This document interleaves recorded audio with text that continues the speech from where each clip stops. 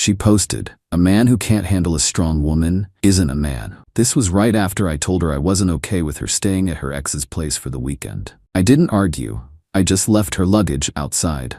She came back to an empty apartment and a note that said, "Strong enough to be on your own, right?" Hey viewers, huge thanks to everyone who's already subscribed. We're getting super close to 10,000. If you haven't yet, hit that subscribe button and help us reach that milestone. My ex is currently trying to find a new place to live because her strength as an independent woman didn't include having backup housing when she burned her bridges.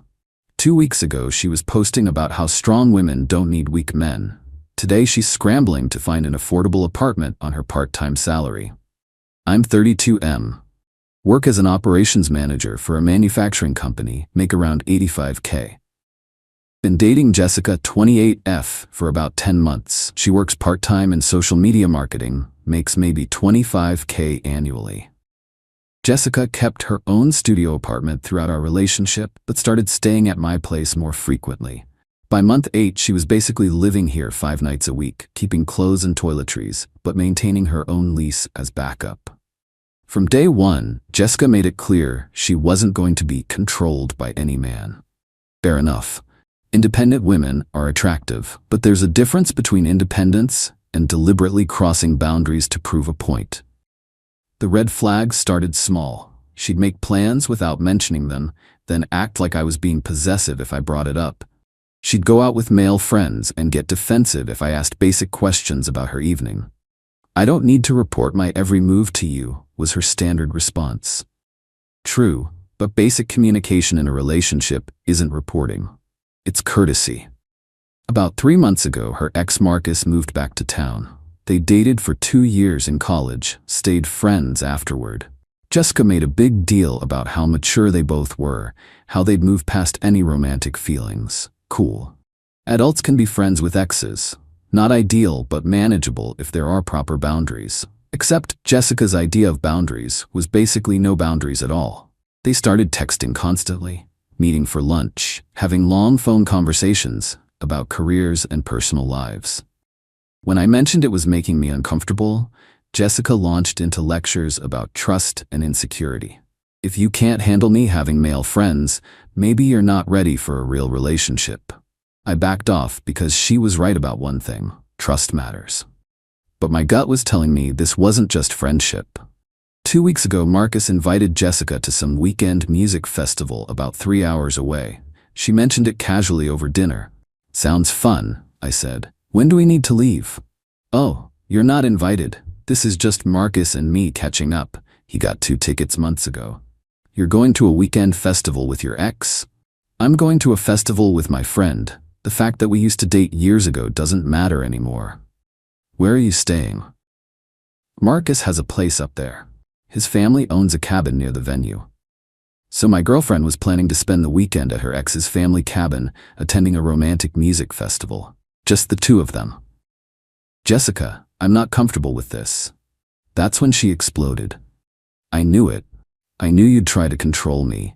This is exactly the kind of insecure behavior that ruins relationships." Wanting my girlfriend not to spend romantic weekends with her ex isn't controlling, it's having standards. Standards or jealousy? Call it whatever you want. I'm not okay with it. "Well, too bad, because I'm going anyway. I'm not gonna let your insecurities dictate my life." "Then we have a problem." "No, you have a problem. I'm a strong, independent woman who doesn't need permission from her boyfriend to live her life." That night, she posted on Instagram, "A man who can't handle a strong woman isn't a man." Followed by empowerment quotes about not letting anyone dim your light. The post got dozens of likes and comments from her girlfriends. "Yes, queen. Don't let him control you. You deserve better." I screenshot the whole thing. The next morning, Jessica packed her overnight bag for the festival weekend. "I hope you use this time to think about whether you want to be in a relationship with someone who trusts and respects me," she said. "I'll definitely be thinking about our relationship." She kissed my cheek like nothing was wrong. "I love you. Try not to be jealous while I'm gone." After she left, I spent that Friday thinking about what she'd said and done. The public post mocking me for having boundaries was the final straw. I texted her that evening.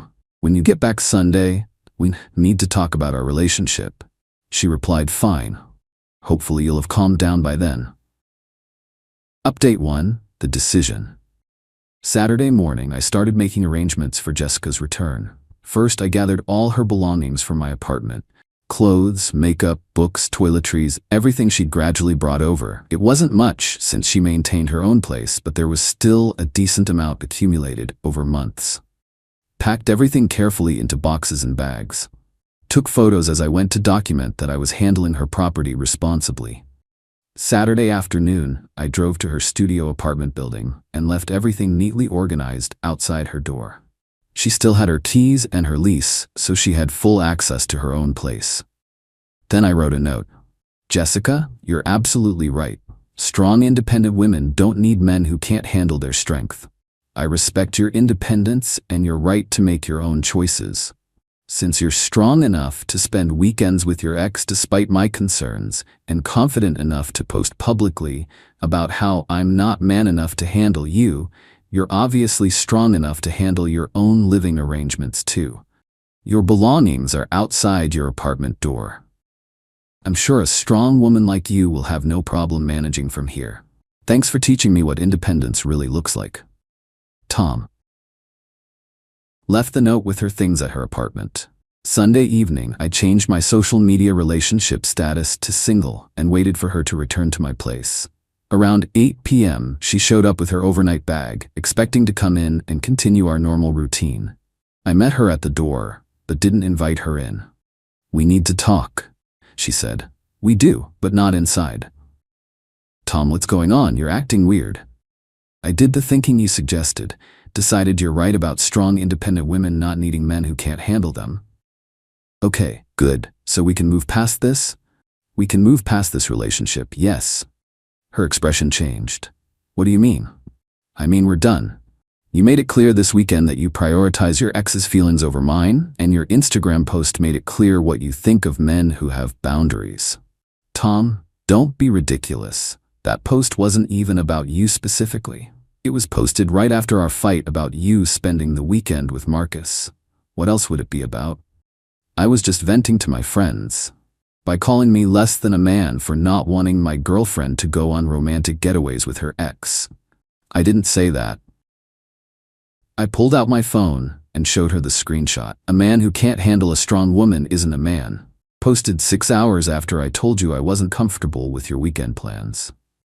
She looked at her own post. Okay, maybe that was poor timing, but it doesn't mean we have to break up. Actually, it does. Your stuff is at your apartment. Your key won't work here anymore because I changed the locks. You changed the locks? Tom, this is insane. This is me handling a strong woman by letting her be strong and independent. Where am I supposed to stay? At your apartment. You know, the one you kept specifically because you're independent. Tom, please, we can work this out. I'm sorry about the post. You're sorry you got caught, not sorry you did it. There's a difference. I love you. I don't want to lose you over this. You lost me when you chose to publicly mock me for having relationship standards. The rest is just logistics. I went back inside and locked the door. Update 2. Reality checks. Over the next week, Jessica tried various approaches to get back together, but I held firm. She called repeatedly, leaving voicemails that went through the usual stages. Anger, bargaining, desperation, manipulation. You're being completely unreasonable. If you let me explain, we can fix this. I can't believe you're throwing away 10 months over one weekend. This is the most childish thing anyone has ever done to me. Her friends got involved too, sending messages about how controlling and insecure I was being, how Jessica deserved better treatment, how real men don't abandon their girlfriends over minor disagreements. I screenshot those messages too. Tuesday, she showed up at my workplace during lunch hour. Security let me know someone was asking for me in the lobby. She looked stressed. Hair not perfectly styled, makeup rushed, clearly not sleeping well. Tom, please, we need to talk properly. This has gone too far. I disagree. This has gone exactly as far as it should. I made a mistake with the Instagram post. I was emotional and said things I didn't mean. You meant them when you posted them. You meant them when your friends were agreeing with you in the comments.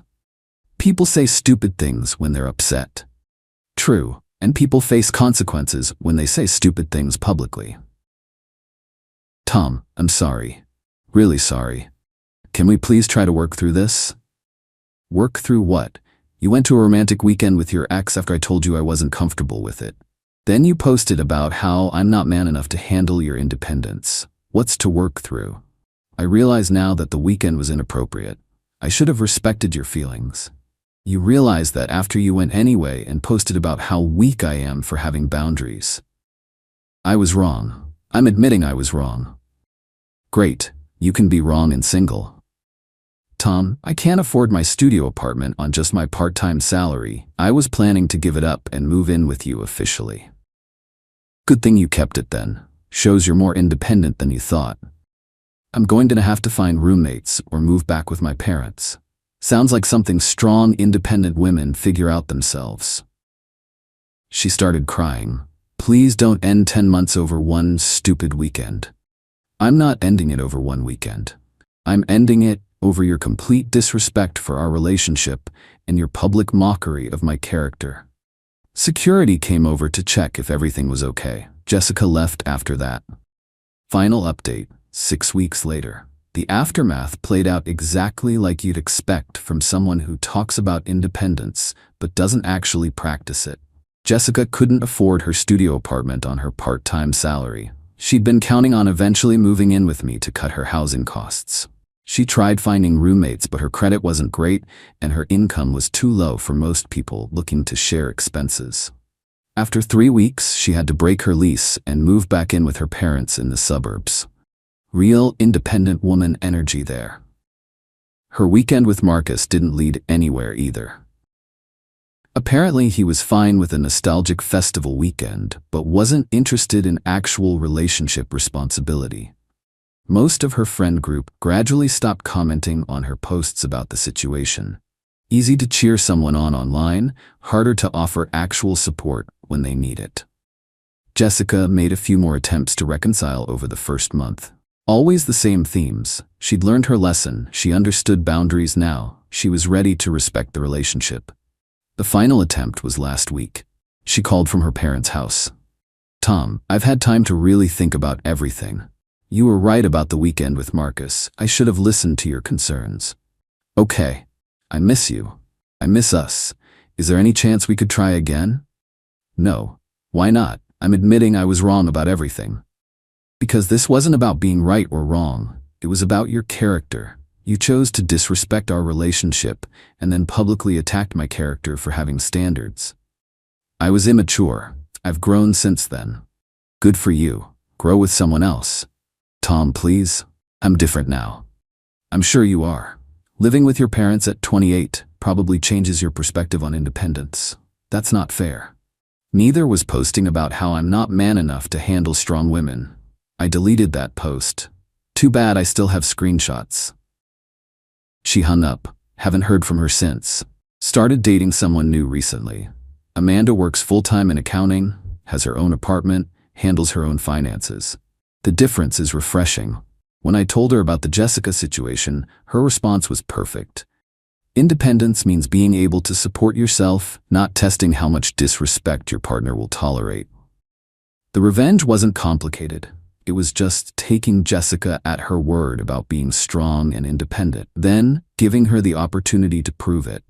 She wanted to demonstrate that she didn't need permission to live her life. I demonstrated that she was right by removing myself from her life entirely. Jessica thought she could have the benefits of a relationship while publicly mocking her partner's boundaries whenever it suited her. Instead, she learned that relationships require mutual respect, not one-sided arrangements where one person gets stability while the other gets criticized. The Instagram post said it all. A man who can't handle a strong woman isn't a man. She was absolutely right. A real man handles a strong woman by respecting her strength enough to let her handle her own consequences. Perfect lesson in what actual independence looks like. Strong enough to ignore your boyfriend's concerns? Strong enough to pay your own rent? Strong enough to publicly mock your partner? Strong enough to find a new partner? Strong enough to prioritize your ex over your relationship? Strong enough to live without that relationship? Jessica got exactly what she posted about: complete independence from a man who supposedly couldn't handle her strength. The note said it best: strong enough to be on your own, right? Turns out she wasn't as strong as her social media suggested. But that's what real independence teaches you: the difference between talking about strength and actually having it.